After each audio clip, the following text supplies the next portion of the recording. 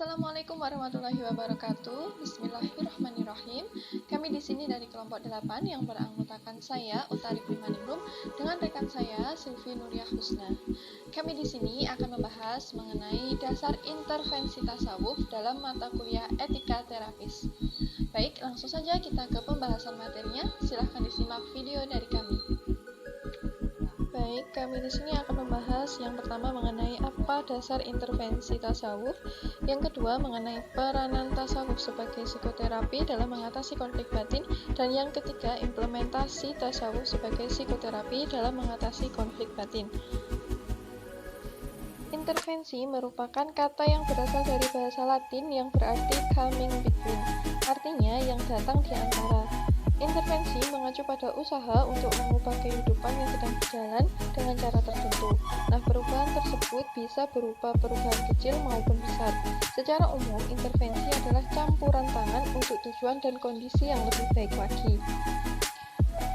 Tasawuf sebagai inti ajaran Islam muncul dengan memberi solusi dan terapi bagi problem manusia dengan cara mendekatkan diri kepada Allah yang Maha Pencipta. Selain itu, berkembang pula kegiatan konseling dan psikoterapi yang memang bertujuan untuk membantu seseorang menyelesaikan masalahnya atau menyelesaikan problem yang muncul di kehidupannya.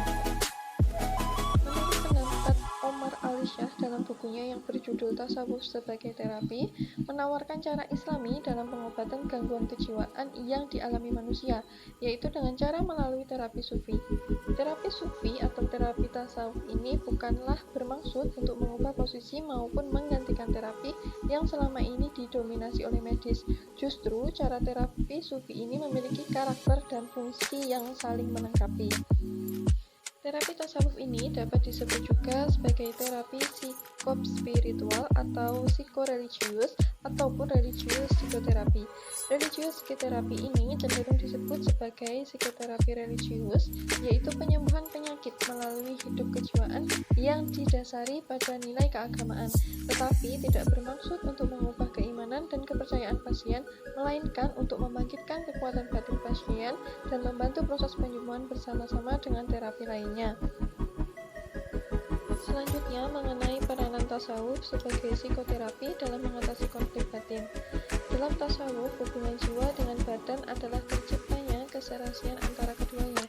Jiwa dan badan ini dikonsepsikan para sufi dalam rangka melihat sejauh mana hubungan perilaku yang dipraktikkan manusia dengan dorongan yang dimunculkan jiwanya sehingga perbuatan itu dapat terjadi.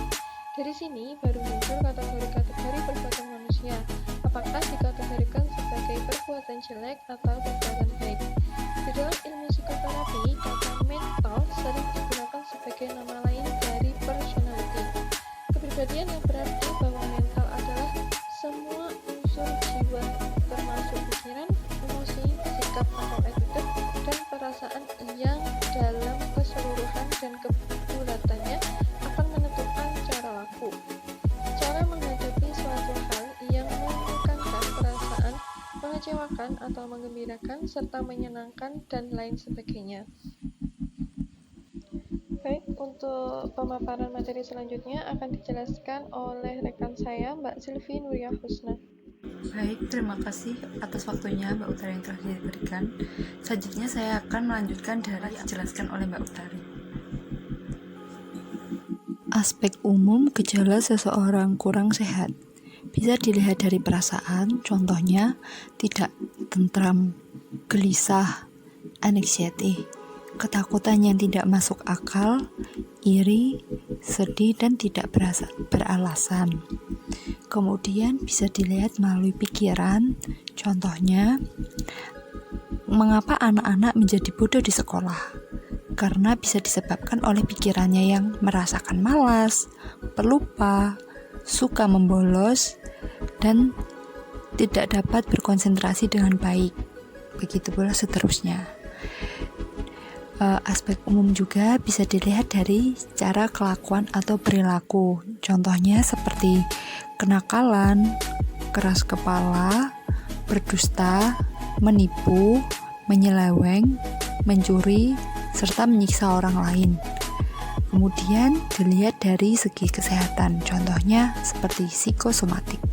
Gejalanya sendiri yaitu ada sakit kepala, lemas, letih, masuk angin, tekanan darah, dan lain-lain. Kemudian, penyakit yang telah dijelaskan di atas tadi akan timbul dengan sendirinya pada diri manusia tersebut, di mana yang disebabkan utamanya adalah dari hatinya yang tidak tenang, yakni di mana hati orang tersebut terasa jauh dari Tuhannya atau Allah Subhanahu wa Ta'ala. Penyebab konflik batin secara agresi, di mana menunjukkan bahwa konflik terjadi karena perasaan marah yang ditujukan kepada diri sendiri. Kemudian dari rasa kehilangan, merujuk pada perpisahan traumatik seseorang terhadap suatu benda atau seorang yang sangat berarti. Kemudian dari segi kepribadian, menguraikan bagaimana konsep diri yang negatif dan harga diri rendah dapat mempengaruhi sistem keyakinan dan penilaian terhadap faktor pencetus konflik itu sendiri. Kemudian dari segi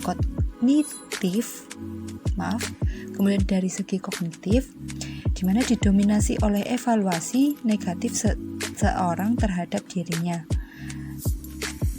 atau dunia seseorang dan masa depannya. Selanjutnya, ketidakberdayaan, di mana keyakinan bahwa seseorang tidak mempunyai kendali terhadap hasil yang penting dalam kehidupannya. Kemudian dari segi perilaku, kurangnya keinginan positif dalam berinteraksi dengan lingkungan sekitar. Kemudian dari perbedaan individu, di mana meliputi perbedaan pendirian dari perasaan.